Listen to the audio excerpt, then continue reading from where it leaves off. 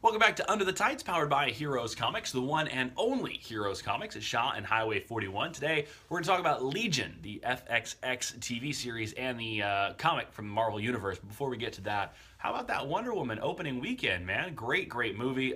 Great for the DC Universe to finally get a big screen win.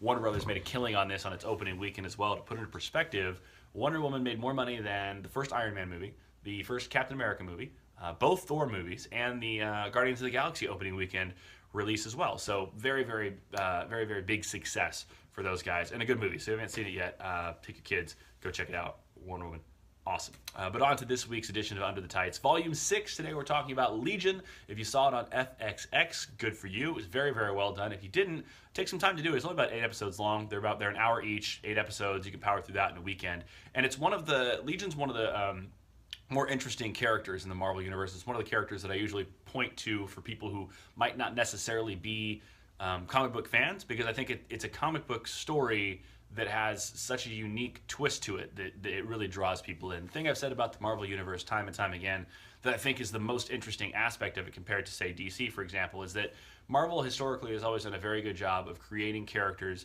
that are flawed, that have human problems, and sometimes their weaknesses are actually more interesting than the powers that they have, and that is absolutely the case when it comes to Legion. Originally released in the 1980s, I think it was like 1985, David Haller was written in as the son of Charles Xavier, Professor X, the leader of the X-Men and one of the most powerful mutants in existence. Well, imagine if you were a super powerful mutant, much like Charles Xavier. You have telekinetic powers, you can enter people's minds, but then on top of that, you also have an identity disorder of your own. You are legitimately mentally ill.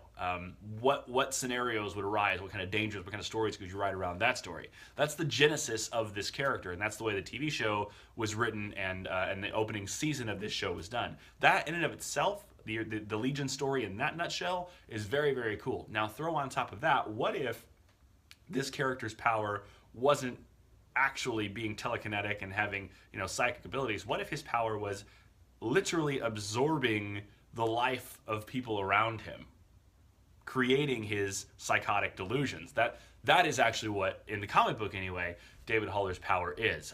His mutant power is to absorb the powers and identities of mutants who die while he's around, and they manifest in these kind of split personalities, and when his personalities take over, he develops their power, or can control their power. So in the book, it's very interesting to see him go from this person to that person to this person, who are all actually in his head. It's not just him making it up. They're actual people who died and then were absorbed into his mind, and he takes over, or they take him over, I guess you should say, and that's how he can control their power. Now, not exactly how they did it in the show, at least not yet. They did have another mutant that was a parasite that was within him, but they didn't explain his power that way. But we'll see. We'll see how it goes in season 2. If you haven't checked it out yet, like I said, it's only 8 episodes. It's about an hour long. I think you can get it on Hulu, or if you have the FXX app, you can probably watch it that way. But Legion, very, very cool. Very adult, though, very dark and twisted, so I wouldn't watch it with the kids around. A lot of scary parts in there. I also recommend the books as well. So go into Heroes Comics, talk to Dave down there, see if he's got any old Legion books lying around so you can get kind of the backstory on that. And like I said, this is the type of character that I usually point people in the direction of who aren't necessarily comic book fans, because the story is just so interesting. So Legion, very, very cool, the show and the book. This week's new books at Heroes Comics include Dark Knight 3. It's a final chapter in a Batman arc, so you can check that one out. And with Game of Thrones coming back to HBO right around the corner, there's a Game of Thrones book out, Game of Thrones #1, out today as well. Heroes Comics, the one and only Heroes Comics, helping us with Under the Tights each and every week. Check it out, Shaw and Highway 41 right here in Fresno. We'll see you next week.